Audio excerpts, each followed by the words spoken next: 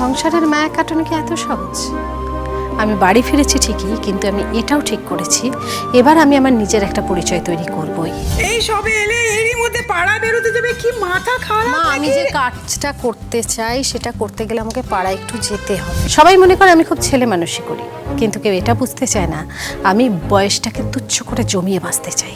আজ আসমানকে ঘিরে এত তর্ক বিতর্ক, আমার কাছে আসমান কোনো অপরাধী না। আমি তোমার মায়ের বয়সী একজন মহিলা, তুমি ওকে কি ফেটে বলছো? ভারী অদ্ভুত তো তুমি। যে চেনা অচেনা মানুষের বিপদে পাশে দাঁড়ায় সে খারাপ হতেই পারে না। আজ পরিবারের সবার সাথে এত মতের অমিল হয়ে যাচ্ছে আমার শিক্ষা আমাকে এমন একটা ছেলেকে সাপোর্ট করতে শেখায় না, বরং তাকে যদি আমি সাপোর্ট করি তাহলে নিজেকেই অশিক্ষিত বলে প্রমাণ করব। তোতার জীবন আসমান কোনোভাবেই নষ্ট করেনি, বরং সার্থক করেছে। এটাই কাউকে বোঝাতে পারছি না। আমার বিশ্বাস আসমান একদিন সবার মুখ উজ্জ্বল করবে। তুমি কি কাল থেকে মার হোটেলে কাজ করতে আসছো? দেখো, উনি আমার জন্য অনেক কিছু করেছেন, আমি না গেলে ওনার খারাপ লাগে। জল থই থই ভালোবাসা, সোম থেকে রবি প্রতিদিন রাত ৯টায় স্টার জলসায় ও ডিজনি প্লাস হটস্টারে।